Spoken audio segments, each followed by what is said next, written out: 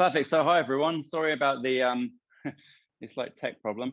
I'm JP Stones. It's lovely to meet you all. Nice to be chatting to a room rather than your dozen talk screens. We're not seeing you. We're seeing the talk slides. You should be able to. Are you not seeing me in set? You might need to change the settings on your Zoom. I'll tell you what. I'll just unshare now and introduce myself very briefly. But normally you can see me and also the slides. So there's an option in Zoom for that. I don't know what it is because I'm always on this side of the. Okay, no, if that's side what of the presentation. we're supposed to be seeing this text, then yeah, we're seeing it okay. Yeah, you're supposed to be seeing storytelling for photographers, but you should also see me in set. So you should be able to see the video feed of me. Yeah. So you can see both, yeah? Yeah. All right, cool. Yeah, most of this is kind of video and slides. So as long as you can see me in the background, we're good. Or in the inset, whatever it is. Okay, and cool. So hey, this talk is called Storytelling for Photographers, as you can see from the slide. It should run for about 90 minutes or so. It kind of depends how much coffee I've had or how much wine I've had, which is one glass. So we should be relatively good for schedule. If I do, go under or whatever, we'll still have plenty of time for questions. So that's by the by. Also, if my audio goes down, I've got a couple of other audio options like other Wi-Fi's.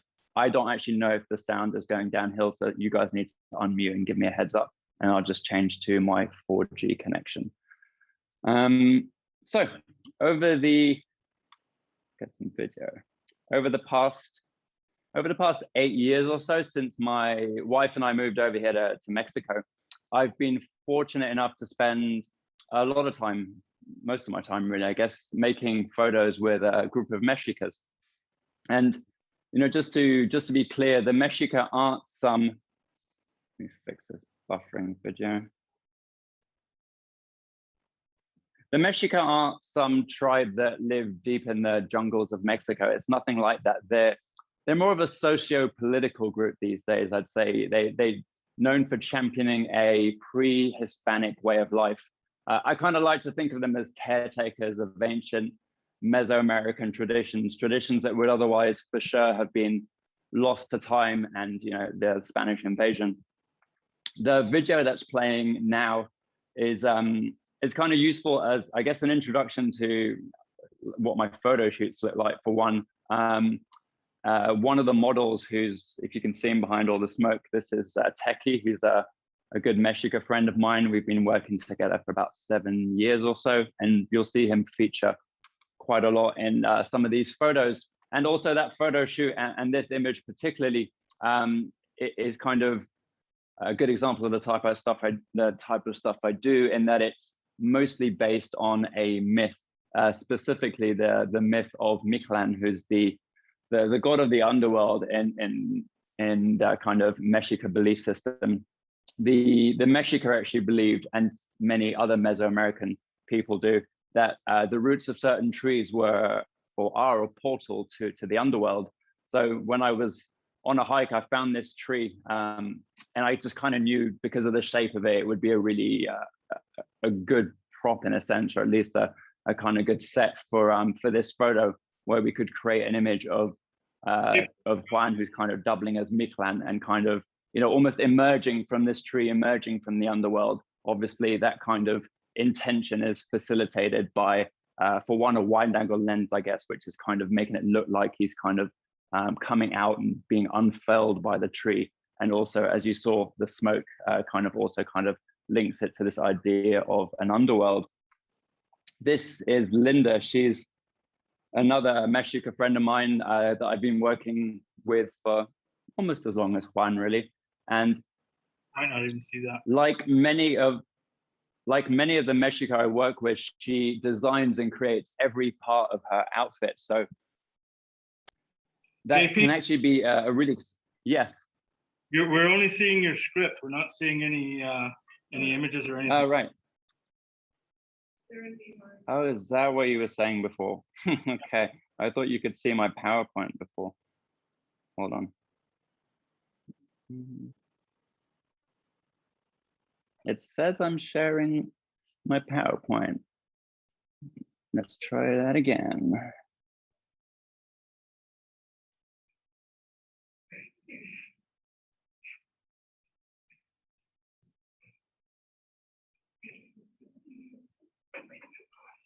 Yeah, what do you see now?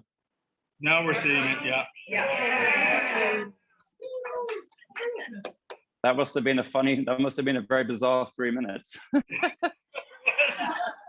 Yeah. Okay.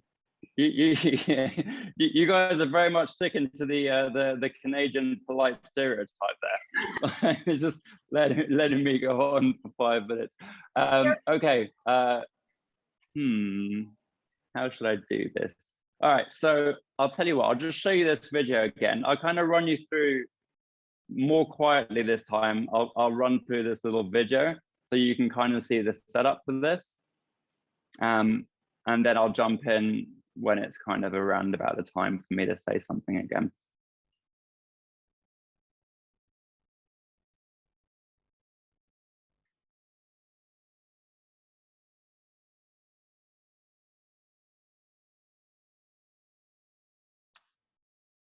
Okay, so this is a video I was talking about,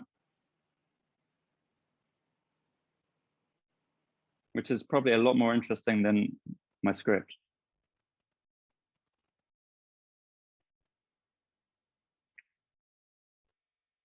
So basically, as I was saying, this is just kind of a nice example of the type of the way my photo shoots look, really. And also some of the models. This model being Juan or Teki is his Mexican name.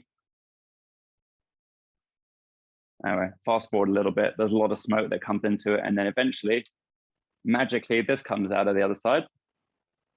So as I was saying, the reason that this image is kind of representative of a lot of the work you'll be seeing is because it is based on this Mesoamerican deity called Mictlan, Mictlan being the god of the underworld. And as you can see, this tree kind of is kind of serving the purpose of this idea that some trees are actually portals to the underworld that he could travel up and down. And this idea of basing a lot of the work I do on myths, on stories, this is kind of a good example of that. Okay, so Linda's someone else I do a lot of work with. And as I was saying, the really interesting about something I found very interesting when I started working with a Mexica is finding out that they design and create every part of their outfit. That in itself isn't the surprise. I've never really thought you could buy this stuff at Walmart. But what was fascinating to me is that it's a hugely expensive lifestyle choice, because some of the feathers that you're seeing in this kopili being the Mexica word for headdress, can cost upwards of a week's average income in Mexico. I'm not saying they all cost that. Some of them are just like pheasant feathers, and some of them are dyed feathers, but some of them are incredibly expensive because they have symbolic meaning.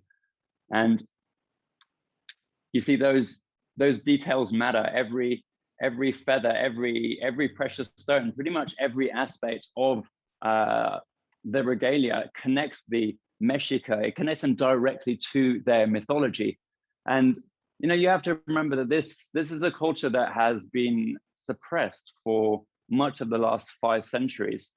And as I was kind of getting to know them more, I became aware of this deep connection the Mexica have to their past, to these stories first conceived thousands of years ago. And I realized I had to try and find a way to include these stories into the photos that we were creating together. Here's the thing, though. I really had no idea how to do this. Like, up until this point in my kind of photography journey, my focus had always been on creating, beautiful photos, not narrative photos. I'd always focused on the aesthetics. And essentially, that's kind of what this talk is about, really. It's about how this interest in storytelling has changed my entire approach to making photos. It's also changed how people engage with these photos. And that's something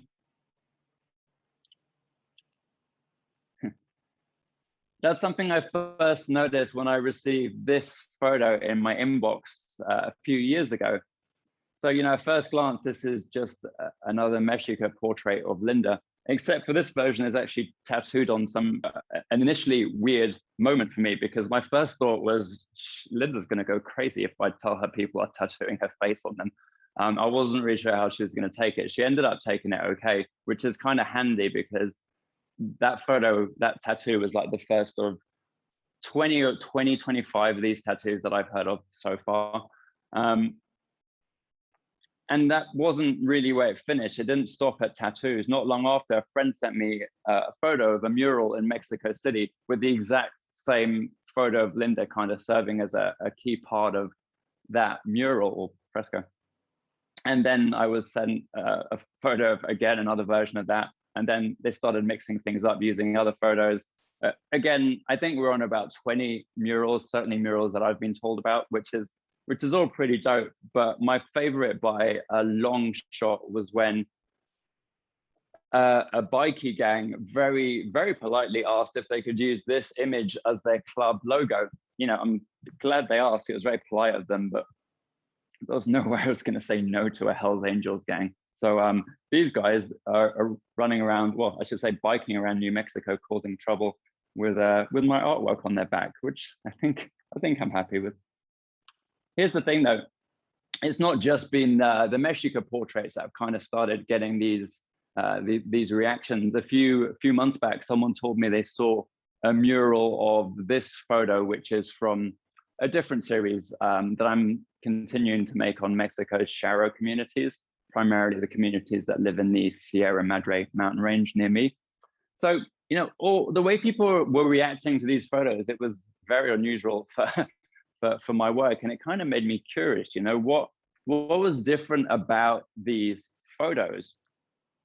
And to answer that, it makes sense to go back to that day, the day when I first decided to try and blend Mexican mythology with photography, because like I said, I really knew nothing about visual storytelling, so little that I actually remember being in my old studio and just wandering over to Google to type in, can I tell a story with one photo?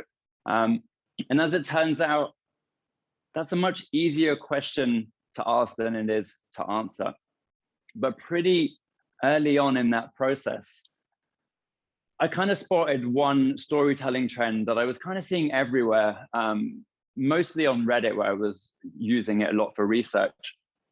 I was seeing photographers explaining how their photos told stories, how this one, for example, was a story of how nature will always outlive man's footprint on this earth, or this other one here, this was a story, according to the photographer, of how disposable fashion culture was damaging society. And I'm not picking on these photos or on the photographers,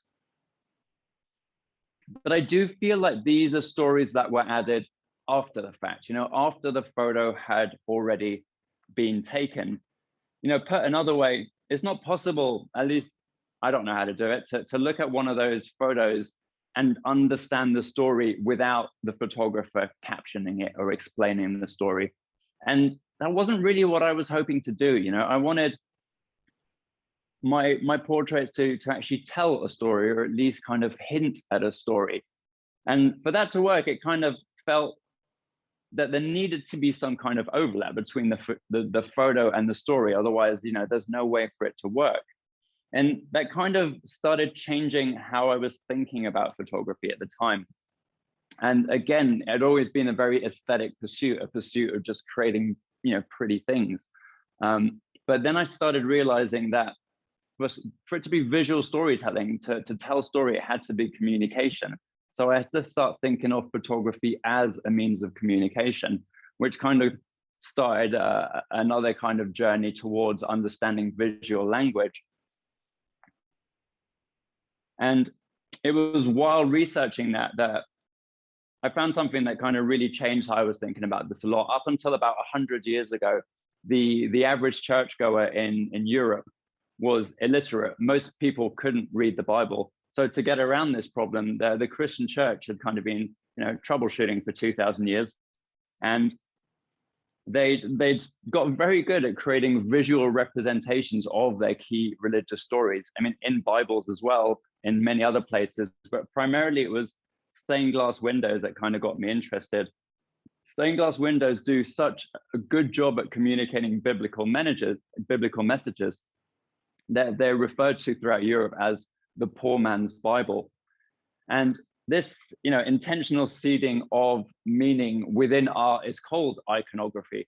I'm not going to go into the details of iconography, but seeing how effective it could be really inspired me to kind of change how I was thinking about this project. I'd been thinking that the best way to get better as a portrait photographer was to get technically better, to learn more light setups, to learn more poses and that kind of thing.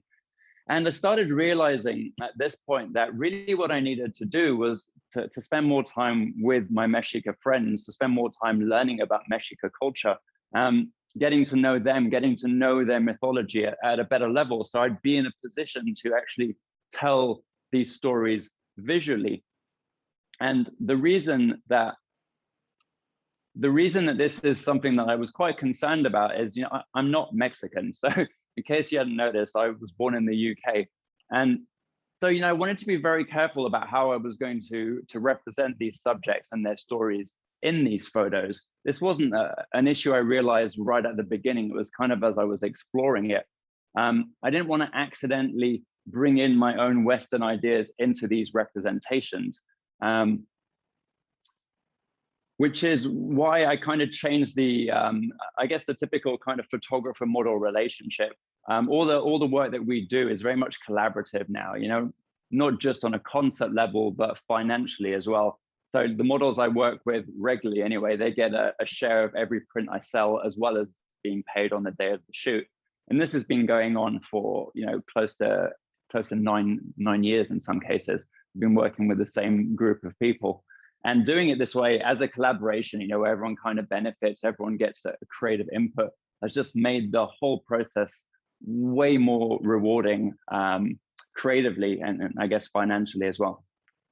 Anyway, so by this kind of point in my research, I'd kind of come across two ideas that I was really keen on: photography being a means of communication, and iconography being this way to transfer meaning visually. Problem with that is I kind of felt like I had the theory down, but I really had no idea how to apply that theory, how to turn those words into a visual style. And I got stuck there for a while, until I saw this image, this photo by Gregory Crewdson, who's a US photographer. And this image fascinated me. It still does. I'm deeply, deeply curious about this guy standing out there, in the pouring rain. And I want to know everything about him. I want to inhabit his world for just one moment. And Gregory Crewdson's work puts me into, I think, what I can best describe as a narrative frame of mind. And, the same thing happens when I look at photos by, say, Nikki Hamilton, who's a London photographer from the UK. I get this compulsion to insert my own narrative into every one of his scenes, including this one. In fact, there was a study done in the mid-1940s that beautifully illustrates this compulsion we have towards creating narrative. Haida, who was an American psychologist, showed this animation, the one that's currently playing on screen now, to 100 participants. And after seeing the video, they were asked to write down what they'd seen. And 2% described seeing geometric shapes moving around the screen. But everyone else, 98%, described the animation in terms of a story with multiple characters, with a clear 3-part narrative. Many of the participants wrote multiple paragraphs describing their story. Some of them wrote multiple pages. But, they were writing a story that they'd made up pretty much on the spot. There was no similarity really between these stories. It turns out, though, that they were doing this because our brains love stories. We're story-seeking animals. We look for patterns in the world, and then we weave narratives around those patterns so that they make sense to us. We try and give the meaningless meaning. And artists like Gregory Crewdson or Nikki Hamilton, they exploit this human tendency very effectively. Their photos are aesthetically interesting for sure. They're beautiful images, but they're also narratively interesting. They employ these deliberate cinematic techniques that trick our unconscious mind into believing that we're looking at something that's part of a bigger story somehow, as if each photo was actually a still from a movie that never quite existed. And so that was kind of the third part of this kind of trilogy of points, I guess, that kind of set me on my way.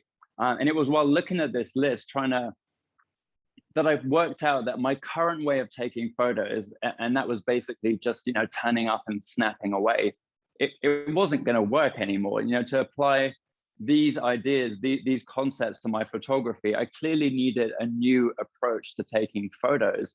And so I kind of meditated on that for a while because I really didn't know what that new approach should be. And one day this sentence came into my mind: all good communication starts with an intention. It's actually something my university professor kind of drilled into us when I was at university in Manchester way back. And yeah, it just popped into my head when I was thinking about this problem, which made a lot of sense because this new approach should be intentional. It should be more considered, because that really seemed like the best way to tell visual stories. So I decided to try out a bit of an experiment, really, to test out this new approach.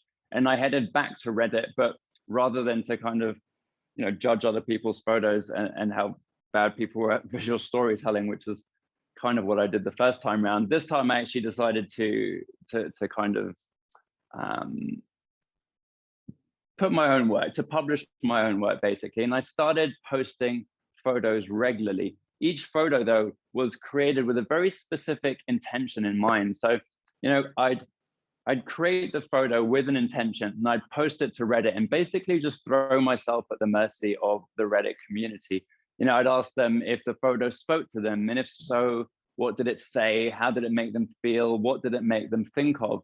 And, you know, the idea of this exercise was pretty simple. It was to try and close or increase the overlap between the story and the photo, to get more fluent in visual language, to the point where my intentions would hopefully overlap enough in the way people understood what I was, you know, what I was creating, what I was trying to say, what the story in the photo was, basically.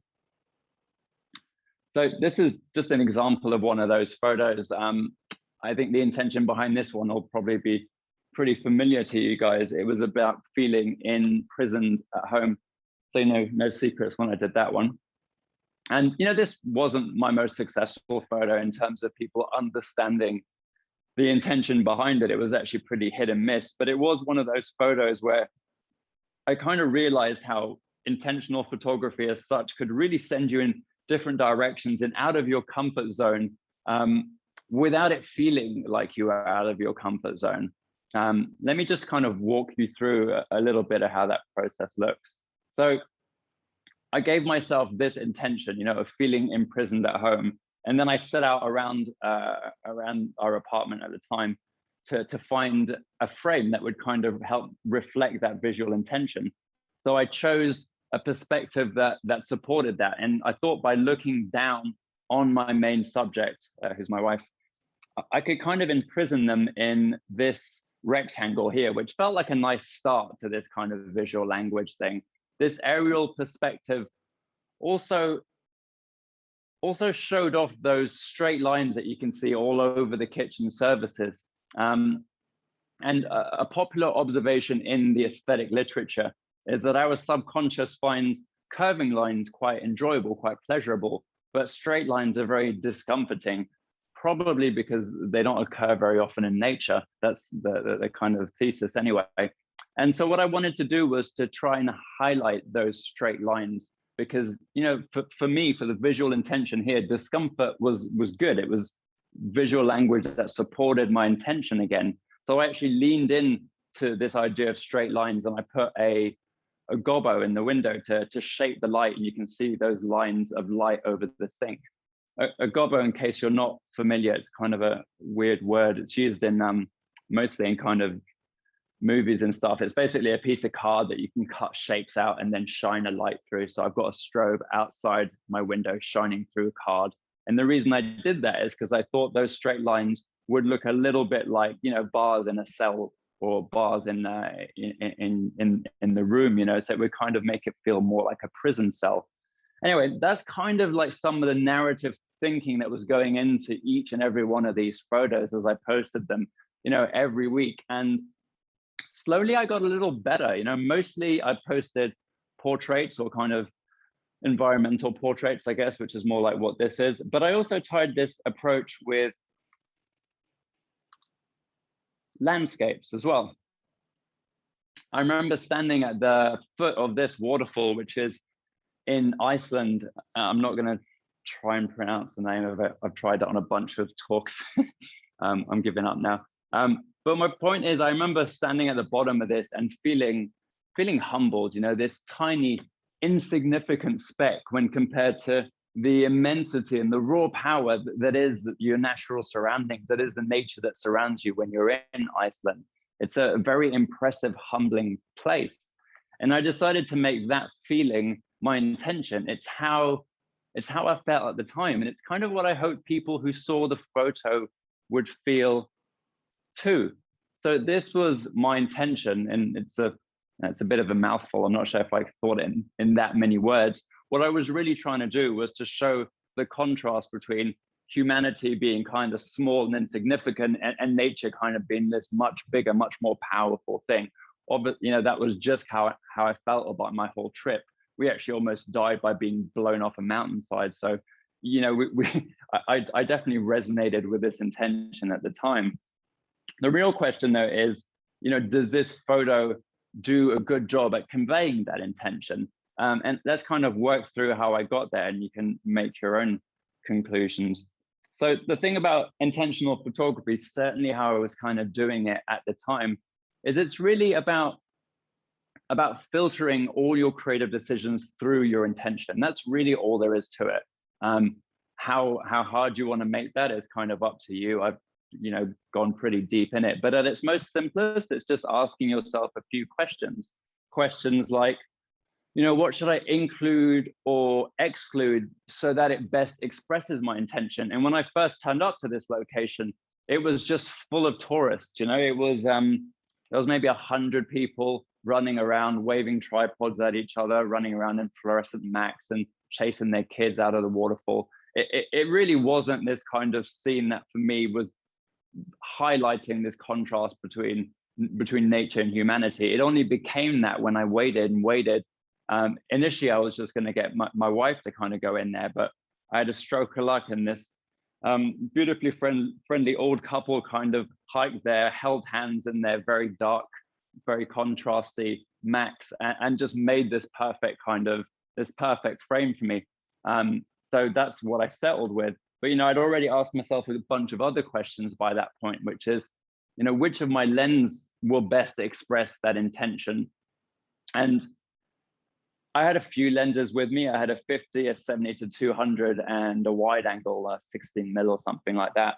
And, you know, I kind of thought through all of them in my head, and you can kind of see what that would have looked like here. If I'd have opted to shoot this with a 200 mil, which is actually, you know, one of my favorite lenses, it wouldn't have necessarily made a bad photo, but it would have made a photo where, you know, the human aspect of it is taking a relatively large part of the real estate in this image.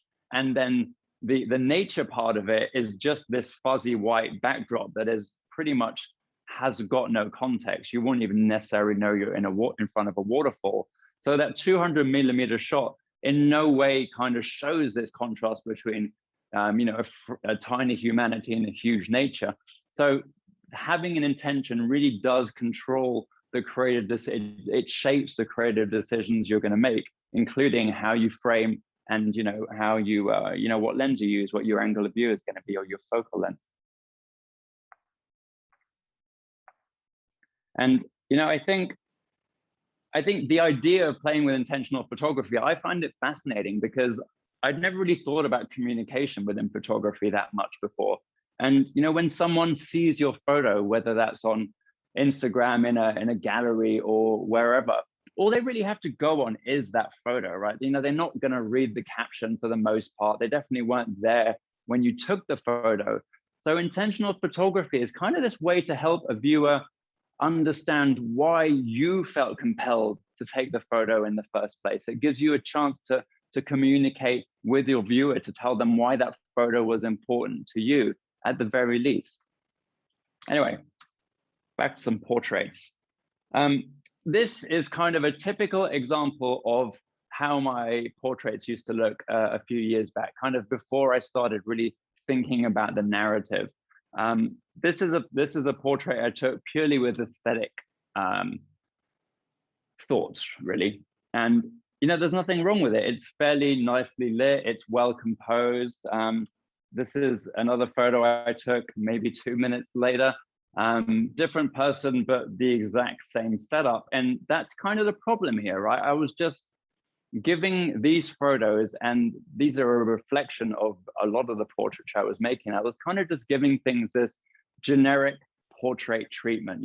There's a softbox over here that's kind of given this Rubenesque light over her, where there's a little triangle under her left eye. Obviously open my shutter to open my my f-stop to maximum to get all that bokeh.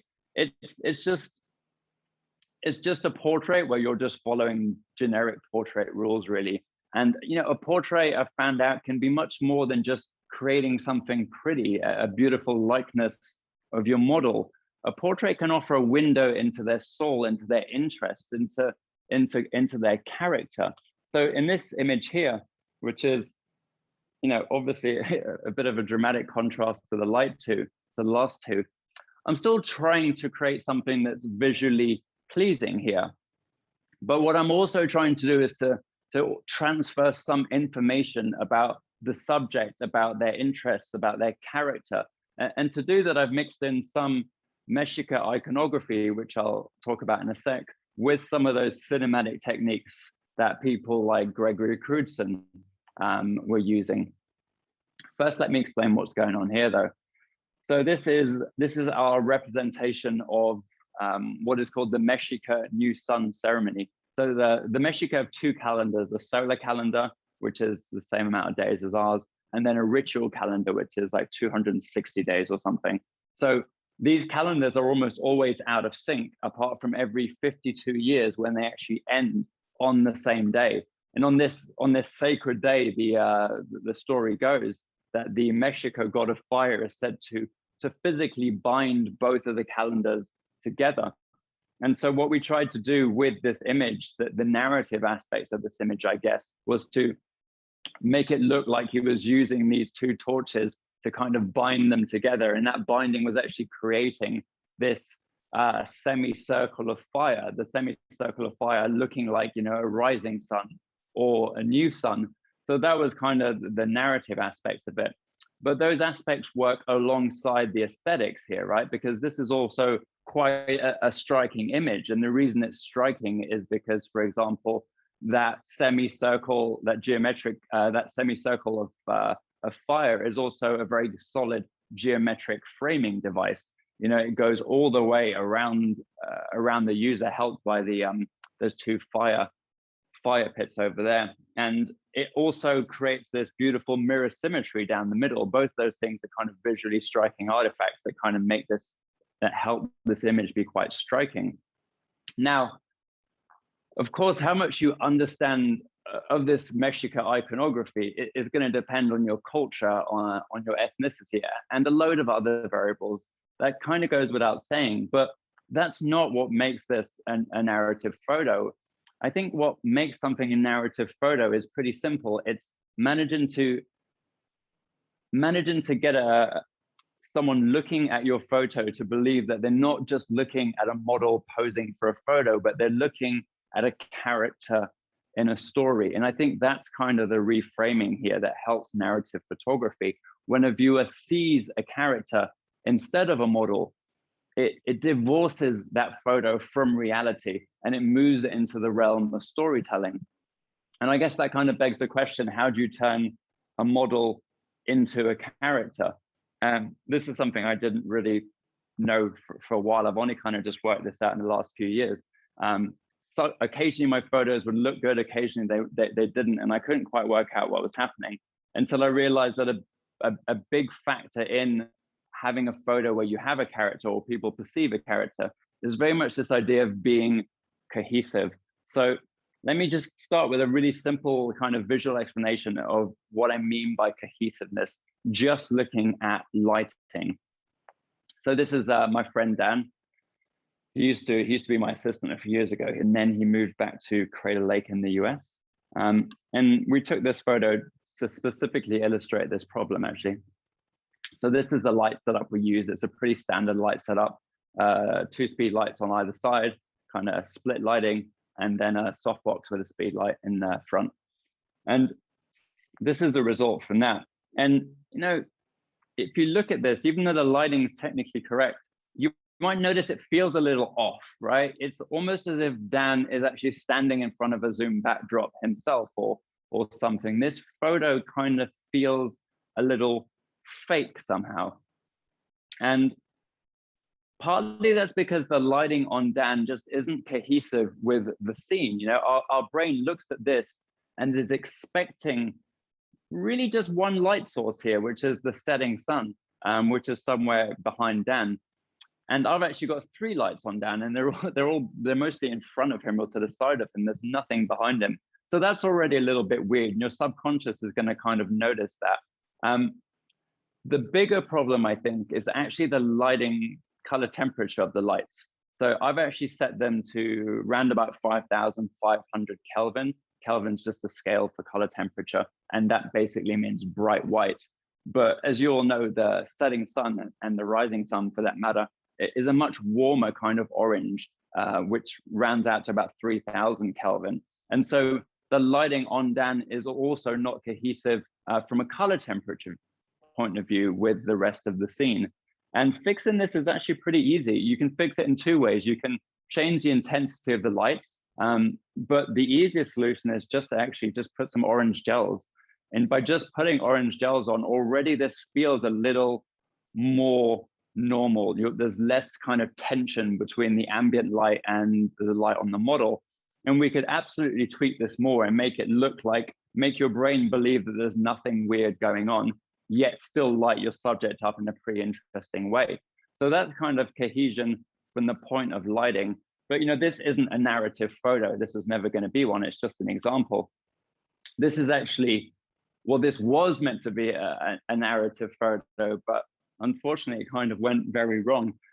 I was out in the mountains near Compostela, a few hours from here, and I had a big plan to shoot these guys, who was a Chera couple friend of mine, and I had 2 assistants planned for the shoot. One guy who was going to handle all the smoke, and the other guy who was going to kind of handle the lighting and stuff. And both of them got stuck in traffic. They still weren't here. We were kind of losing the light. So I just decided to go ahead and shoot this myself.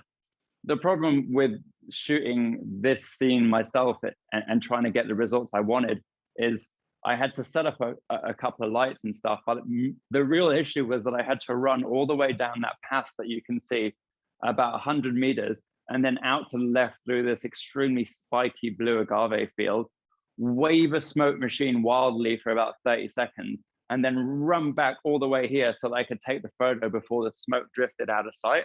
And that was kind of overwhelming after about 15 minutes. So I started making silly mistakes. And the real mistake I made here, sorry, wrong image. The real mistake I made here was I used 2 key hard lights in a situation where there's only one. You know, there's only one sun, and I've created 2. The first one was the one I created on purpose, which was this kind of low-lying yellow gelled light, which you can see reflected on the horse and on the female Chara. And that light's perfectly good. I like it. It kind of feels like the sun's setting. But I actually thought the ambient light was going to reflect more onto the male model. And then when I noticed it didn't, because I was a bit overwhelmed, I set up another light and I just shone it at him. And, you know, I fixed my lighting problem in a sense, but I created an issue with the lighting just not being logical, not being cohesive with the rest of the scene. You know, when someone looks at a photo like this, there's something in your brain that just goes, what on earth is that second light doing? It doesn't make any sense. And therefore this photo is kind of a bust because the lighting just isn't cohesive. It doesn't work for me. But, you know, lighting, this idea of cohesiveness is more than just lighting. You know, lighting's only a small part of a composition. And what I do now is I try and put every creative decision, and I try and filter all of those decisions through that intention, not just the lighting. And I think when you start doing that, that's when you really start noticing that your subjects move from this kind of a model posing into a character. And you know, you don't need to. I shoot with a lot of, you know, pretty amazing models like the Charos and the Mexico and stuff. I'm very fortunate to do that.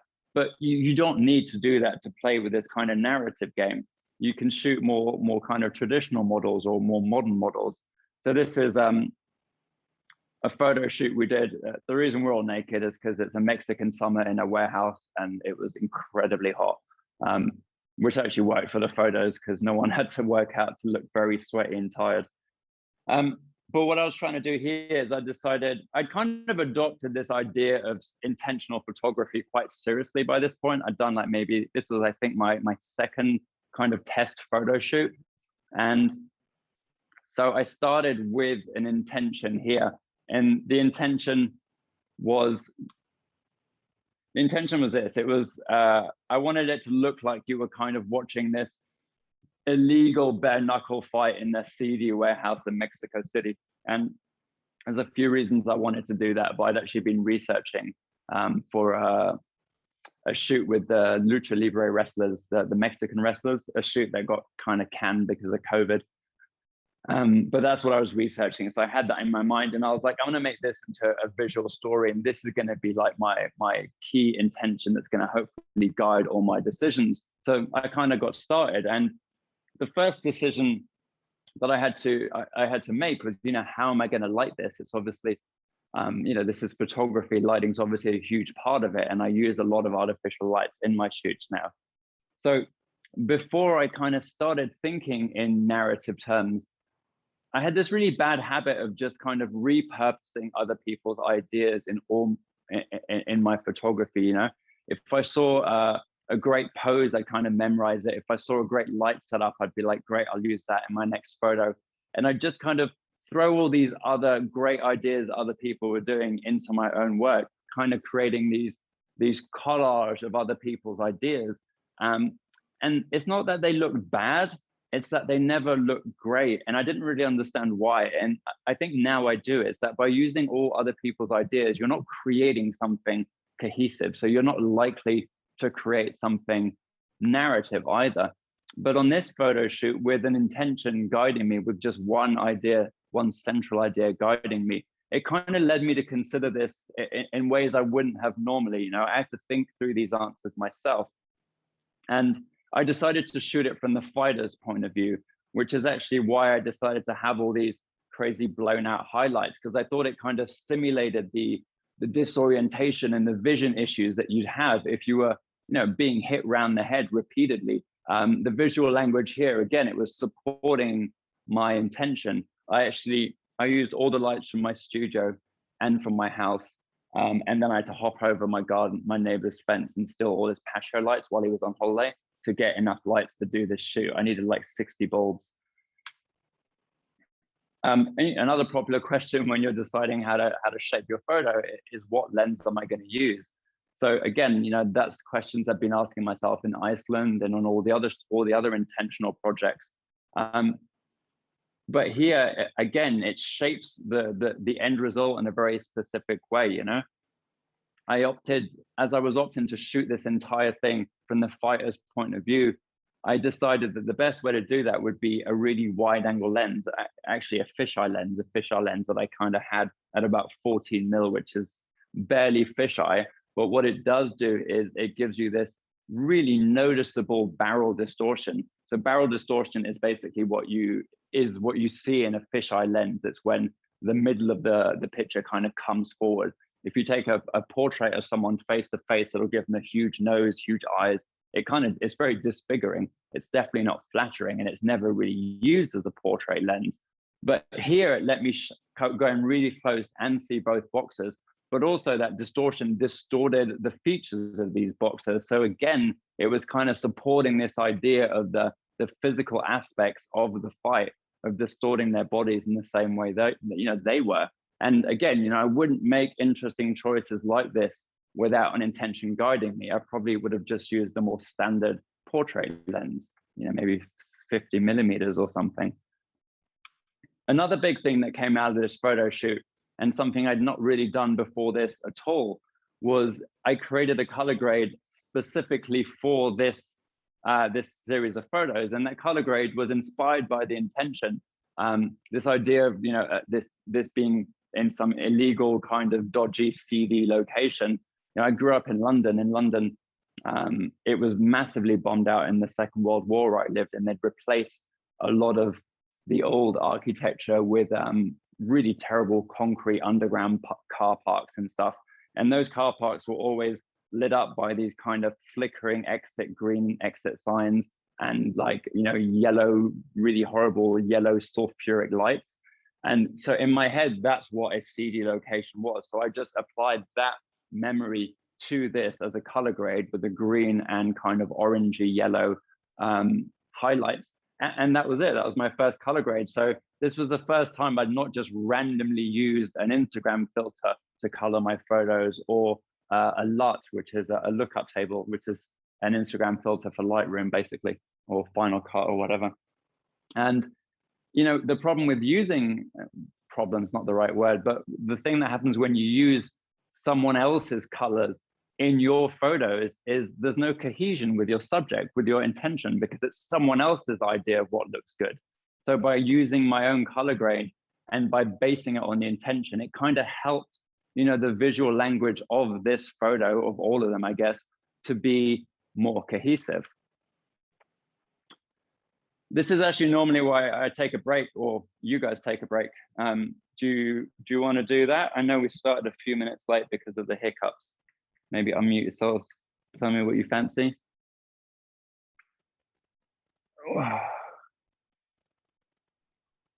What do you guys think? Everybody says keep going, if that's okay with you. Yeah, sure. Give me 30 seconds to get a glass of water so my voice doesn't go.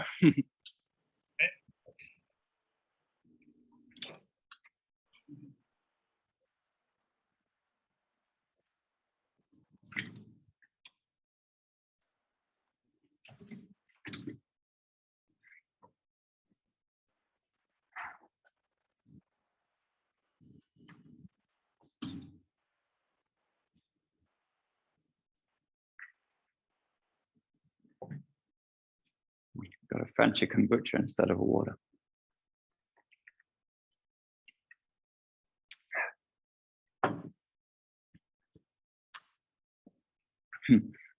So this is pretty much how all my photo shoots, that boxing shoot, it's pretty much how they all get created now. I start with an intention or a story, something I'm excited about, and then I just filter every creative decision through that intention. That's pretty much my process. There's not that much more to it. But what it seems to do is it creates those more cohesive images, which in turn, I believe, can help put a viewer into the narrative state of mind that makes a photo a narrative. The photo itself doesn't inherently have a story within it. What makes it a narrative photo is someone looking at it and kind of finishing the story for you. At least that's kind of how I understand it. And so over time, maybe over the last 5, 6, 7 years, it's not really sure exactly when I started considering this as narrative photography. It's kind of just one of those things I stumbled into. I've started putting together a few rule of thumbs, and I guess these rule of thumbs help me when I'm creating portraits, because the photo shoots get a little hectic. You saw in the video, that was a pretty simple one, but sometimes there's multiple smoke machines. We're in the middle of the jungle, bunch of lights. It can get a little hectic. So I've kind of got these kind of rules of thumb that I repeat myself in my head when I just before I'm about to finish a photo to make sure I don't do something silly. And I thought they'd be interesting to share some of those and kind of dissect them almost, or at least the idea behind them. So the big one really that I've discovered with intentional photography specifically, because that's what this is about. I'm not telling you how to take photos in a certain way. I'm just saying that when you try and be intentional with your photography, it helps to do that a certain way. Not all your photography has to be intentional. It's just an interesting thing to try.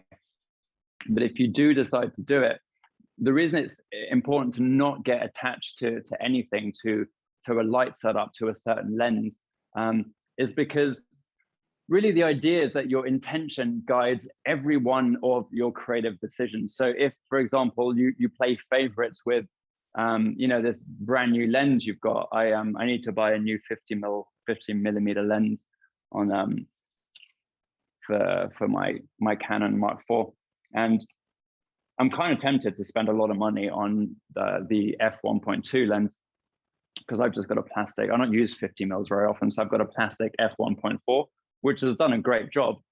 But f1.2 sounds a little better, so I'm kind of wondering if I want to do that. And the problem is, when I get that lens, I'll want to use that lens all the time, which means I'll choose that lens ahead of whether that is actually the right choice. If I brought that lens with me to Iceland to shoot that waterfall, and I was like, I want to use this lens because it's my favorite lens, I wouldn't have been able to really create the photo that best communicated that intention. Same with the boxing, playing favorites really affects your ability to speak visually, honestly, because you're actually kind of not filtering your creative decisions properly. And this dramatic photo, which was taken actually with this foam backdrop before I very stupidly painted it in glossy black instead of matte black. So now I can't use it for photo shoots. So this photo here breaks quite a lot of the guidelines that I guess you would normally learn about if you were learning about kind of standard, if there is such a thing, kind of typical studio or typical portrait photography. And when you're kind of learning about photography, you'll get showered with all these different rules. And I'm not saying you shouldn't learn those rules. I'm saying context is really what matters. And if you're taking a photo where you just want to create an aesthetic photo, the guidelines are a little bit different. Like typically, if you're reading about portrait photography, you'll often read something like, oh, you need to make sure you create good subject separation. So if your subject is wearing black, like I am now, or like Juan was wearing dark colors then, and you put them against this kind of dark background, then they're kind of going to blend in a bit. And that's not necessarily good. When you take a photo, you're converting a 3-dimensional world into a 2-dimensional plane. And therefore, you're always trying to find these tricks to make your photo look real. So if one of those tricks is to try and bring the illusion of depth back into a photo, which is what your aperture does. It's also, there's a bunch of other ways to do that. And one of the ways to kind of create subject separation, which is essentially bringing back depth into the photo, is to change the colors. If I was wearing a yellow t-shirt now, I'd stand out more, and then you'd be able to tell what's going on more in this 2-dimensional plane. But those rules kind of make sense a lot of the time. But when you're taking a narrative image, they don't necessarily work. And in this case here, we actually decided that this was shot at the Day of the, or around about the Day of the Dead festivities. And the intention that we decided that we came up with on the day was to essentially create a Mexica supervillain. I think that was the gist of it, I guess. We were trying to create this character who looked like a supervillain. I've probably watched too many Marvel movies or something. And so we had to use visual language that would support that intention. And that actually sent us in a totally different direction, because we decided that subject separation was actually the last thing we wanted here, right? Having Techie over here blend into the shadows actually accentuates this villainous character, right? The idea of him kind of emerging from the shadows, I guess, it is good. It supports this idea that he's evil, or that he's from the dark side. It supports the character we're trying to create. And there's other aspects, but most of the aspects of this photo are kind of trying to support that intention. So this Another thing that you probably read about in portrait photography is don't foreshorten limbs. So don't foreshorten an arm or something like that. Foreshortening is when you, again, trick the image, you trick the fact it's only 2 dimensions. And, you know, if I do something like this is foreshortening. And here, my fist looks way bigger than my head. And that's actually what we did with Juan. And that's not necessarily a very aesthetic thing to do, but it is a nice narrative trick when you're trying to create someone that's, you know, that's evil, that's powerful, and you have this really aggressive gesture when his fists are bigger than his head, and they're kind of thrusting towards you out of the smoke in this case. Again, kind of playing with that sense of depth. These are all kind of narrative aspects to the composition that support the intention we had. And, you know, again, an image can't be entirely narrative. There's a lot of visual stuff going on here that's aesthetic, you know. There's another strong mirror symmetry going down the middle of this. There's a lot of elements that are kind of trying to look pretty as well as trying to be narrative.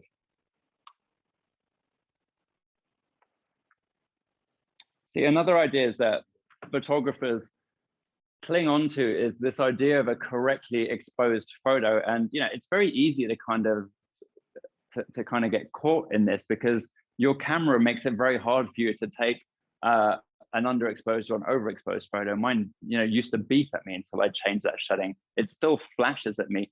It's trying to make you uncomfortable to under or overexpose an image.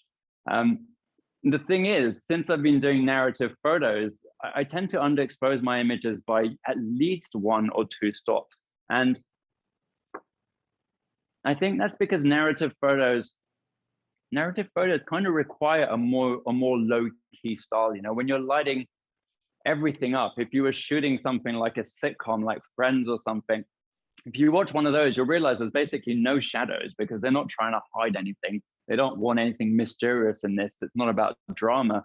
But often in visual narrative photography, you kind of want to hide some things, because if you light everything up, there's nothing left to discover. And like photographers like, you know, again, Gregory Crewdson, if you study his work, there's a lot of shadows in there, but there's also a lot of stuff in the shadows. It's giving someone the ability to kind of narrate their own story by having elements of that composition that are there to be discovered. And, you know, here's a photo I did, which again is a very extreme kind of example. You can see the histogram. You can see that about close to like 7 or 8% of this image is pure black pixels, and about 10% of it is very close to black. So this is a massively underexposed photo. It's of 2 Mexican folkloric dancers, but it wouldn't have had the same impact.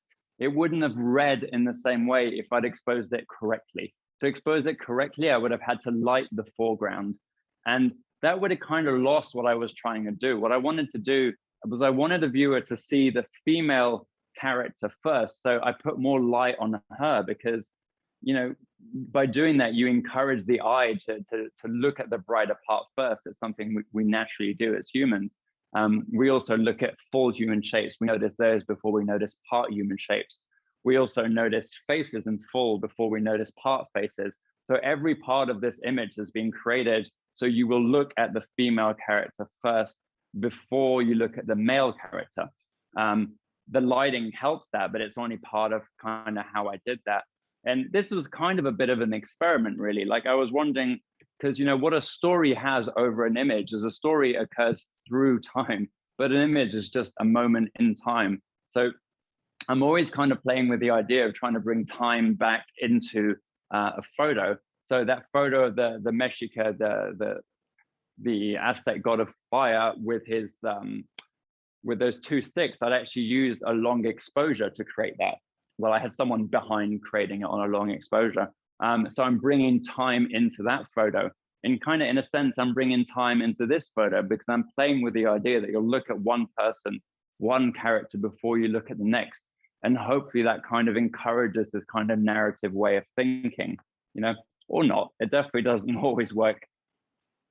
What I do want to do there is talk a little more about this idea of an intention shaping an image, and more specifically a kind of a story idea, which is kind of I started at the beginning with, I want to try intentions that were pretty simple. And what I've been trying to do over time is to try and make those intentions a little more story-like, because, my end goal was always to kind of create these stories about Mexica mythology. So I needed to eventually get to an intention being a story.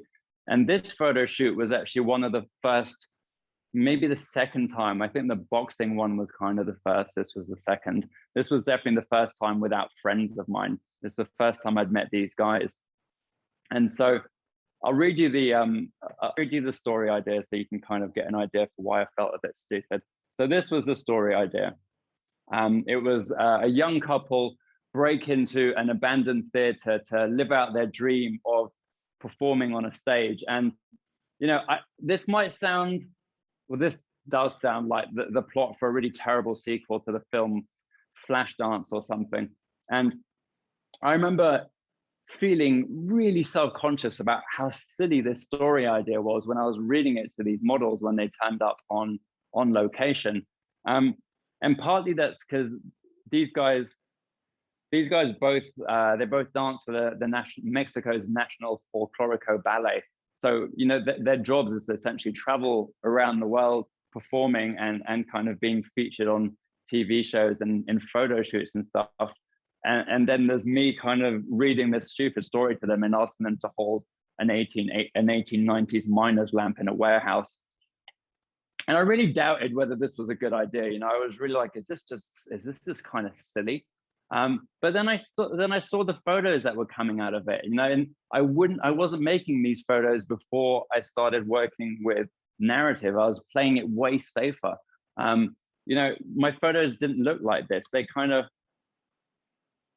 looked a little more like this. This isn't a bad photo, but this isn't a narrative photo to me, right? This is a photo that feels like it was taken at a real place, at a real show, and there's nothing wrong with it. There's some nice geometry to it. There's a bit of depth to it. There's some nice movement to it, but I don't feel like it's a narrative photo.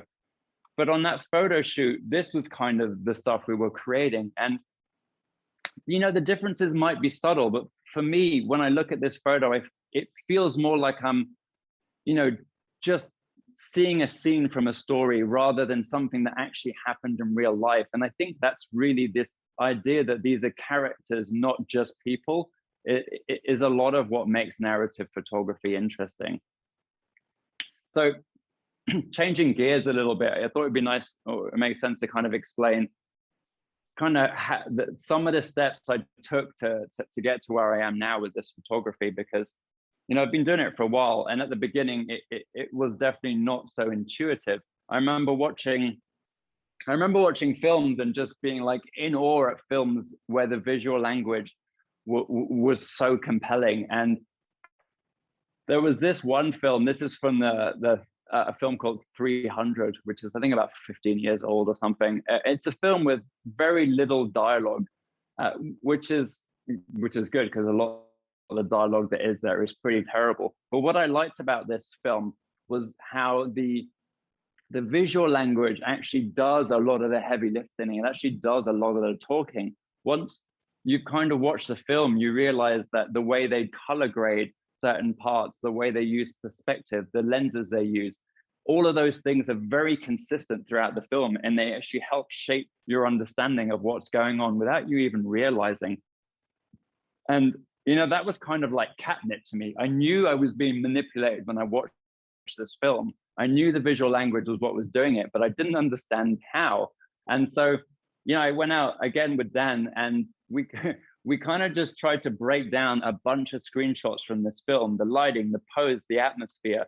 We literally went out into the jungle and just recreated this. Like, I was that desperate to understand it. And, this photo itself eventually turned into a photo that we did with Juan. And, this is an okay photo, but this still very much feels like a posed photo to me. I'm not quite sure exactly what it is. I think the expression has something to do with it. But this was an early photo, and like the technical stuff is okay, but I wasn't really feeling like I was getting the narrative. And it's a very hit and miss thing anyway. But the the thing about the way I take photos is I'm always kind of, until I've created something I like, I actually don't give up on an idea. So in this case, I had this pose and I liked this pose, but I really didn't think this photo was a very successful interpretation of the intention we had. That intention, by the way, being to kind of create a photo of a warrior where the warrior looked kind of calm and composed rather than kind of aggressive. Here, he kind of just looks a little bored. But I revisited it a couple of months later, kind of kept the same pose, did a couple of other tweaks to it, and I created something which I like a little more, which is this photo. But really, I'm showing this photo to kind of move us on to another big part of narrative photography, and that's, we've talked a bit about the symbology and the iconology of it, and what I really want to talk about now is the cinematic aspects of it, because one of the big things that I think is interesting and why I want to model my photography a lot on cinematic type photos is because, when you watch a movie is a story. So if you can create a photo that looks like it's from a movie, then I feel like you're already like 50% in the way to getting someone to kind of get in that narrative frame of mind. And atmosphere is really one of the key things that makes something look like a cinematic movie. And atmosphere or atmospheric effects, which is things like fog, haze, smoke, rain, fire, all that kind of fun stuff, is kind of key to that cinematic style. And so I use it a lot. And I've kind of developed a bit of a love affair with smoke machines over the last few years, actually. I've got I've got about 4 or 5 of them now. These are some early ones I bought. They're like, 400 watts, $40. I kind of upgraded afterwards, got this one. This one could light up a fairly big warehouse. The problem is I shoot in the jungle all the time. There's no power supplies out there. So eventually we kind of got this one, which is a gas powered machine, which means you can just use gas canisters with it. And that's what I use on a lot of the outdoor shoots. And I very quickly learned that smoke is really, really great if you're a low budget photographer, but you have these big ideas. My dog wants to go to the toilet, something. Well, okay. Yeah, so smoke is really great if you're a low budget photographer and you've got big ideas, but for one reason in particular, it can just hide a lot of stuff that you don't want your viewers to see. So if you look at these 2 photos, the one on the left is the actual final image. And you can see in that photo, you can see this guy who kind of appears to be coming out of a stage or a curtain on the stage or something like that. There's a lot of drama to it. There's a strong silhouette. And it kind of, I kind of like this photo. But if you look to the right, which is more like a behind the scenes type photo, the smoke machine wasn't going yet. You can actually see what a total mess this set is. We didn't actually have a theater to shoot at. I live in a little Mexican town. This was just, we had a very big black curtain and we kind of just made it look like a stage whenever we could. So those lights in the background on the left image are actually just $3 desktop lights that I just had in my office. I've got these type of lights, if you can see those. And so I just had a bunch of those, and I had those on a C stand, which is just a light stand. And you can't really tell that in the image on the left. I haven't photoshopped it. I could get rid of the clips if I wanted to, but I'd often don't bother with that stuff. Once an image looks like, once I like the emotion in an image, I don't tend to edit it much more. But this image hopefully shows you how much smoke can do at hiding a scene. And this is another example, finally kind of getting back to the Mexica stuff. This was on a workshop I did. And the way I kind of handle my workshops is ahead of time, I'll pick out the shot list is what we call it, which are the main shots we're going to get, the main photos we're going to get in different locations. And then either me or my assistant will kind of head out and do a little bit of jungle gardening, basically make sure that the location looks good, that all the dead leaves and stuff are kind of out of the way, so it's more photogenic. And we actually did that before this workshop. The problem is some massive storm came through. This big palm tree smashed onto what we were going to use as our kind of set. And when we turned up the next day, it was unusable. So we either had a choice to move on or to just shoot anyway. And we decided to shoot anyway and just smoke out the entire background and then light the smoke up with orange on one side and blue on the other to kind of give it a bit of a gradient, a bit of visual interest. And, you know, this is an example where this was shot in the jungle, but you definitely wouldn't know about it. And the smoke is essentially the entire set here. And it's not the photo we wanted. And I wouldn't have gone to the jungle to take this photo, but having the option of having the smoke hide all or some of your set can be very, very useful in some situations. However, one thing you do learn once you've been playing with smoke for a while is, as tempting as it is, you can't really just throw it into every single photo. You kind of need to give it a reason to be there. And you know, we're back to this idea of being cohesive. If you create a photo where there's no reason for there to be smoke, but smoke is cool, so you stick it in there, it's not very cohesive. So if you actually look at all the photos I've been showing you, there's always a reason for smoke to be in that photo. So in this, you know, in the theater series, it's a theater. You get smoke in a theater. They use atmospheric effects. In a photo like this, which is out in the jungle, you know, we had the strobe. We pulled the strobe off the back of this tree, so it was like 30 foot in the air, and then shone it to get these kind of symmetrical rays of light on either side of that tree. But, you know, especially on the left side where there's, you know, the smoke is a little less dense, it kind of looks believable because, you know, everyone's been in the forest or the jungle and seen those rays of light. So you don't think, why is there smoke in that photo?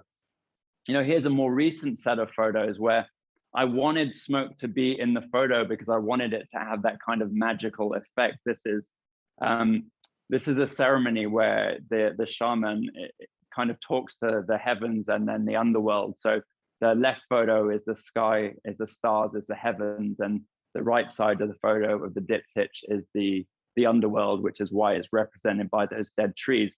So that's kind of the context for this. But I really needed the smoke to give us some good subject separation, way more than the fire was actually going to create. So there's actually a smoke machine and then a strobe light behind that fire in both instances to kind of give it that kind of orange glow.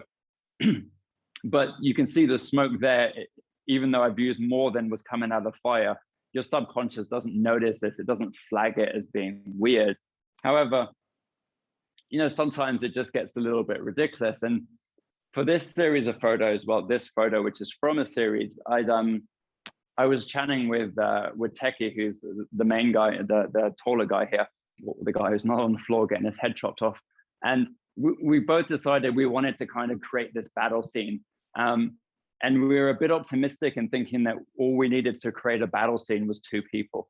It turns out that two people in a field just looks like two people in a field. It doesn't look like a battle scene. So I was getting more and more frantic trying to work out how to make this look dramatic. And my solution was basically just throw as much smoke at the problem as you can. And, you know, the photo might look cool in one way, but it's also kind of ridiculous. It's another photo that I'm never going to do anything with because it doesn't make a huge amount of sense. The context is wrong, you know, it's not cohesive. Okay, so enough with the ridiculously dramatic smoke shots. You don't need to go that big to use smoke. It doesn't always have to be dramatic. You don't always have to be hiding something. You can actually use it to just increase or to up the production value on your photos. And that's really what the next two photos, this one included and the next one, are going to illustrate. So for this photo, this is essentially the photo just before we added smoke, which means the lights are set up. There's two lights, two strobes, one on either side. One's kind of a rim light. The other one's more of a beauty light. The lens that I've chosen is right. My perspective is right.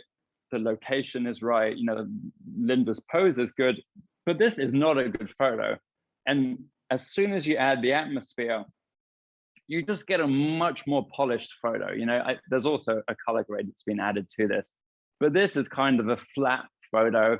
There's no real depth to it. The subject separation is pretty rubbish because the background looks like it's really close to her. And that's partly because I was using f2.8 because I couldn't I was using a lens where I couldn't go very far back, so I had to use a wide lens, and subject separation on wide lenses isn't so good. So those leaves are actually about 3 or 4 meters back, but they're not very separated. But as soon as you add that smoke, suddenly you get a photo with depth, you get a photo with better subject separation. You know, it really helps the production value. Another really big thing that's kind of helped me to kind of create more narrative photos in a way that I didn't realize I even had this problem, but it's again an issue with like being cohesive, is the way I used to pose people was kind of problematic, because I would just, you know, I'd learn all these poses, dozens and dozens of poses, I'd just memorize them, and then I'd just try and like bring them out on photo shoots. And the problem with that is the problem that I had with all these other things is that someone else's idea of a good pose isn't necessarily a very good narrative pose for that particular intention. So rather than kind of force people into these kind of fashiony type poses, I started using props a lot more. And props have this amazing, like when you shoot with professional models, they know how to pose themselves. When you shoot with people that aren't professional models, some people are really comfortable in front of the camera. Many people aren't. You know, they feel really awkward. Like I'm the same, you know, if you stick me on a dance floor, I feel really awkward until someone gives me a bottle of beer. Then all of a sudden I'm just a lot more comfortable. And a prop kind of has the same effect, right? It gives your model something to interact with, to wave in the air, to lean on. They can be themselves. And often what I'm looking for in a model is someone who's just being themselves. I don't want someone who's kind of rigid and awkward. And the reason for that is because humans are very perceptive with expressions, with spotting these inconsistencies in body language. You know, if someone's body language doesn't match everything else in the image, we're going to notice that subconsciously, right? That's why you hear an expression can make or break a photo. And it's more than that. It's a micro expression can make or break your photo. This one over here, this was from a shoot we did in the jungle a few years ago. And the intention we had was pretty straightforward. We decided that Juan would be looking like he was, you know, chasing someone in the forest. We just wanted something with a bit of, I shoot a lot of like landscape aspect ratios, and I really wanted to shoot something portrait for once. So we thought a running photo would be good. So, you know, we spent 10 minutes setting this up. I had to put my lights. There's a light on the left. There's another light on the right. So there's not too much shadow there. We put some atmosphere in the back to kind of separate him. The jungle at that time of year is kind of very brown, and his outfit and his skin color was very close to that. So by putting atmosphere in the back, we kind of desaturated, decontrasted that background. So he stood out a lot more. So while I was setting all this stuff up, you know, I was telling Juan, you know, take 2 steps forward, take 2 steps back, and I was trying to get a position. Eventually got a frame and a pose that I really liked, took the photo, looked at it on my on my Canon, and I was like, yeah, this looks great. And then I decided to zoom into the face just to see if it was in focus, and I noticed this really calm expression. You know, this is someone who's meant to be running after someone in the jungle, and this is not the expression of someone in that hot pursuit. This is actually the expression of someone who's very bored with me asking him to take 2 steps forward, 2 steps back, 2 steps forward, and he's just kind of checked out, which is totally fair. So we just took one more photo, you know, and this photo here, it's pretty much the same image, apart from that expression fits the intention, which means the entire photo works all of a sudden. It makes sense. Every part of it is cohesive again. The one on the left, not so much. Another big thing, another is rule of thumbs where, you know, it's something that you might read about when you're reading up on kind of, yeah, how to take good photos, how to take good portraits. You've probably read something like you shouldn't shoot from under someone's eye level because then you're looking up their nostrils, and that's just not very pretty. And you know, I'm not disagreeing with that per se, but when you're taking narrative photos, a lot of those rules don't really apply because you should be guided by your intention. And my intention on this photo shoot with Linda was, we shot it around about Mother's Day. And so when I was chatting with Linda before the shoot, we were talking about maybe trying to represent because she has to put all the makeup, she has to choose all the colors. So she was chatting to me about what colors to use, and we decided to kind of base this photo around the goddess of motherhood, the Mexica goddess of motherhood, which I believe is called Coatlicue. And that was kind of the intention, the inspiration behind the shoot, right? And her makeup and a couple of other things. And also the idea behind this pose, I wanted to create a pose which was, which was feminine, which was beautiful, but which was also kind of confident and kind of powerful. And I was so focused on getting the lighting through her headdress to have this beautiful kind of orange texture that you see there. I actually had a snoot with an orange gel. I wanted it to look like, a blush of sun kind of coming through. And I was so happy when I got that right that I took the photo, looked at it, thought it was great, and we moved on. And that was, I said I have these kind of rules of thumb. One of those rules of thumbs I have now because of this photo is, did you get your perspective right? My perspective here should have been very different, right? Because I was trying to create someone who looked powerful and, who looked confident. And I've looked down on them in my photo, right? And when you look down on someone, there's a lot of psychology that comes into play. If you look down on someone, you put yourself in the place of someone who's superior to them. If you look up at them, you put them in that position of power, that your perspective changes the power dynamic. And so by looking down on Linda, I'm taller than her. So all I had to do was just not bend down, basically. I just didn't think, or I was tired or whatever. And I messed it up because that isn't supporting my intention. Luckily, a couple of months later, shot with Linda again, added this to the one of the final shots on the day. And I did the exact same shot, but this time I did choose my perspective properly. I did remember that. And this image here, shot from a lower perspective, is kind of night and day with that first one. The pose, the light, the background, the lens, all of that stuff is the same. What's different is the perspective is looking up at her. And by looking up at her, it makes her more impressive in the frame. It makes her look more confident, more powerful. So it's supporting the intention, and it's a better photo because of that. So kind of the last thing I want to talk about really is this idea that I think to create a narrative photo, one of the easiest ways of doing it is to just never have your subject look at the camera. This is something you see in movies. It's more apparent in movies, when someone addresses the camera directly, that they're kind of breaking the fourth wall is what it's known as.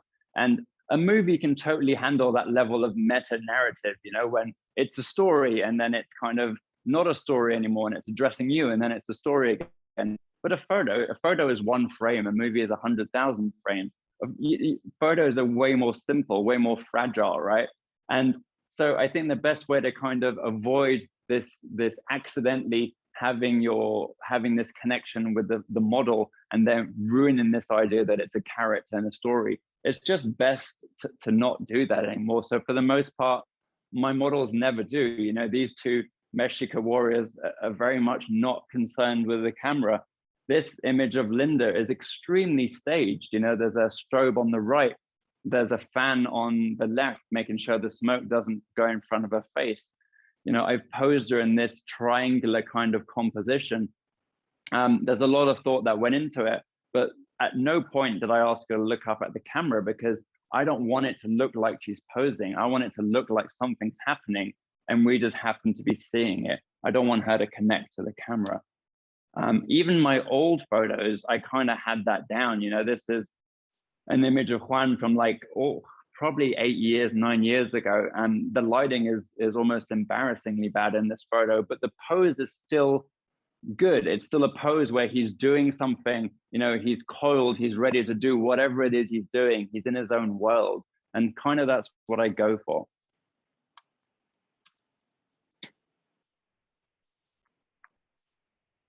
So, sometimes I think it's a little easy for me to talk about storytelling and, creating narrative images because, I get to work with these amazing characters, with these amazing people, lasso wielding charros and Mexica warriors or whatever character we decide to create. Clearly, subject matter plays a huge part in what makes these images what they are.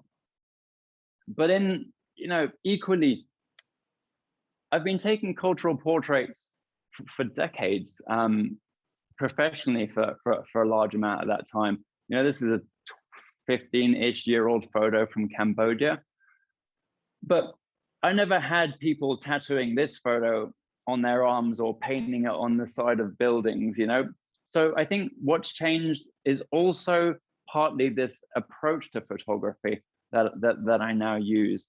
Rather than jet around the world, flying to different countries to take as many photos of as many people in as many places as I can, I kind of do the opposite. I work with the same models and the same themes a lot, because I think it's easier to create interesting and believable moments, emotional moments, when you know the people you're photographing, when you know their culture, their history. It's hard to say anything meaningful about a stranger, and therefore it's hard to tell a story about one. And so I think it's useful to really know what you're talking about when you try and create visual stories. So this storytelling obsession, it began with this desire several years ago to somehow share Mexica mythology through my photos. And, in a way, I failed at that, because looking back, it feels pretty naive to believe that you can tell a photo, you can narrate an entire story with one photo, a story with a beginning, a middle, and an end. No matter how well I compose a photo, I'm never fully going to be able to communicate the complexity behind, say, a creation myth. But rather than let that discourage me, I kind of find it inspiring, this way of taking photos, knowing that, if I do my job well, if I create a composition full of narrative clues, then someone else can take those clues and turn it into a story based on their own experiences.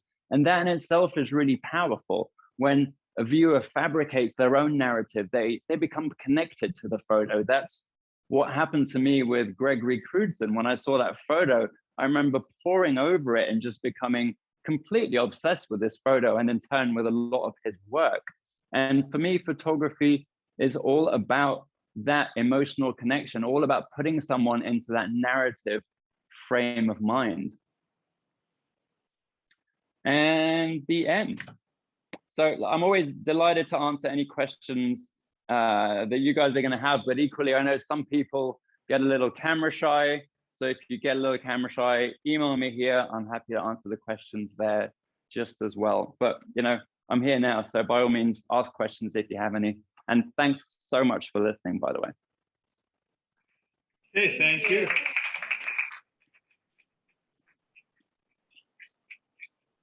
That was excellent and very interesting, a lot different than what we're used to seeing. So we'll do a bit of a Q&A. JP, I'm assuming you can hear me. And if you do have a question, I'll bring the microphone around so then he'll be able to hear you. Does anybody have any questions? Boy, we're a shy group. We got one. Okay, let me take this off. All right. Okay. Thank you very much for your presentation and your photography. No worries. Thanks for listening. Yeah. So my question is about your geometric shapes that you use. Probably maybe people know more about that than me here, but what would make you want to frame a subject in a triangle versus a semicircle versus a rectangle or something like that? That's kind of my question. We would meet here. All right. I don't know what happened there, but I think that was me. Sorry about that. So I lost you guys at something about geometric shapes, and then I was gone in the vortex. Okay, do you want to ask it again? Okay, here we go. We're going to ask it again. Take two. Okay, and thank you again for your wonderful presentation. So I heard that bit. You're welcome. So, okay, when you're thinking of intention, what would make you frame your subject in a semicircle or a triangle or a rectangle? Oh, okay. So typically the intention is more of a narrative thing, right? So there's kind of two, I think of a photo as kind of being almost on two levels. There's the narrative aspects of it, and there's the aesthetic aspects of it. So the aesthetic aspects are kind of the things that kind of play with your subconscious a little bit. So almost think of when you see a photo, your brain processes that, like say you're scrolling through your Instagram feed, right? You're going to see all these tiny little thumbnails. For the most part, you're not actively consciously going like that, don't like that. You're just kind of skimming till your brain tells you to stop and to click on something, but it's not a conscious decision. And a lot of what drives that is the aesthetic. It's the geometry of an image, right? So it'll be like if you're scrolling through a bunch of images of, you know, messy images that have no real structure, that have no subject separation, that have no geometry, they don't look very interesting. And then all of a sudden, you get to the thumbnail and it's just like, you know, whoever took the photo has created, you know, a very good triangle shape, or there's very clear subject separation, you know, a human figure against a white background. That's what's going to attract your subconscious. That's what's going to make you look and notice that photo. That's the kind of the geometric aspects of it. Once your brain has decided, once your unconscious has decided that something is interesting, your conscious mind comes in and then tries to look at it and tries to work out what that is. And a lot of the time that can be pretty lighting. It can be, you know, more complex stuff. But what I like it to be is that's where the narrative stuff comes in. So you kind of create the geometry to kind of capture someone's, capture someone's eye. And then you put all this narrative stuff in there to kind of keep them interested.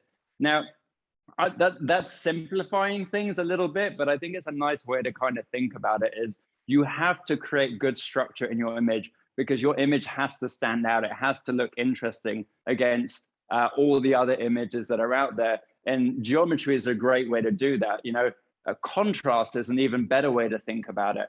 You know, geometry is very, very important, but the real thing that gets us interested is contrast. So remember I said at the beginning that we're pattern-seeking animals. That in itself is a bit of a simplification because we're actually not pattern-seeking animals. We seek breaks in patterns. And so if you have, you know, 10 oranges in a row and there's an apple, your eye is going to go to the apple. The apple is the break. The apple is the contrast. And so when you're creating a photo, you have to be thinking about those aesthetic elements in your photo, good geometry, good contrast. And then the narrative stuff kind of comes in for the conscious mind. It's what gets you interested. It's what gets you thinking. Does that make sense? Yeah. Yeah, that's good. Thank you. Thank you. Any other questions? Oh, Carmen. Make me walk over. Okay. I am just wondering where a person can get atmospheric smoke. I hear it comes just in a little can that some photographers carry around. Do you have any suggestions? Oh yeah, that stuff's terrible. That's probably a bit mean. So the smoke. So don't think of it as smoke. Think of it as atmosphere. That's really the right way to do it. I say smoke a lot because I'm not very subtle. Like I don't have to be subtle a lot because I take photos outdoors. So I have to use a little more than probably the average photographer would use. But if you think of it as atmosphere, then you can think of it as three kind of grades of atmosphere. Smoke is like the first grade. Smoke has got texture. Smoke hides things, right? Then you can kind of tone that down a bit and you get to something which is a bit more fog-like. So fog is kind of gonna like hide things a little bit, but you can kind of see through it. It's better at desaturating. It's better at kind of adding intrigue and mystery. And then below that, you've got really what's haze. So haze is what those little spray cans do. And haze is essentially just trying to, haze is what is in essentially every movie, you know, of any kind of anything with a decent production value in a lot of shows. You'll notice that they can be in a tiny little room and then the main subject will be in beautifully saturated, well contrasted, and then just behind them there'll be someone standing there and they kind of look like they're decontrasted and desaturated. And that's because there's a lot of haze in the room, and haze is just like it's absorbing that contrast. It's kind of giving you the same effect that if you're like standing on a mountaintop and you look over into the distance, you'll see that the further you look, they're kind of more desaturated, the more kind of bluish and decontrasted things get. And that's because you're looking through a lot of atmospheric particles. Over a long distance, that makes sense. But by using haze, you can create that same effect in a short distance. And what we're doing there is we're kind of doing what I talked about before. We're taking this three-dimensional world, turning it into a two-dimensional photo, and then doing what we can to bring depth back. So atmosphere and haze in particular is a way to kind of bring that illusion of depth back into a photo. So you can just use those cans, and in a small room, I guess that would work. You can get a smoke machine from Amazon for like $30, $40. The smoke that comes out of it is kind of, it's water-based, it's in no way toxic, and you can use it at Halloween parties and stuff like that. It's pretty, that's what a lot of those smoke machines are used for. So it's a really cheap entryway into the market. If you guys are in a city, you can always buy stuff like dry ice. But honestly, a $40 smoke machine will get you a long way to be able to create in smoke all the way through the haze. And all you have to do to go from smoke to haze is to put the smoke machine on, have a fan in the room, and wait like 3 or 4 minutes, and then you've got haze. So you don't need a haze machine, you don't need a fog machine, you don't need a smoke machine, you just need the one machine that creates smoke, and then you can get all those effects very simply. Thank you. Okay. All right, anybody else? Going once? Twice? No? Okay, I guess we're a shy group, JP, so thank you again. What? Oh, you guys. She Mark, said, you have a do you have a question? Do I have a question? Yeah, you should ask your question. About what? I don't know. No. Okay, thank you. No, so again, thank you, JP. That was excellent, and thanks for joining us, even though I really screwed up the beginning of the Zoom. And thanks everybody for not throwing things at me for doing that.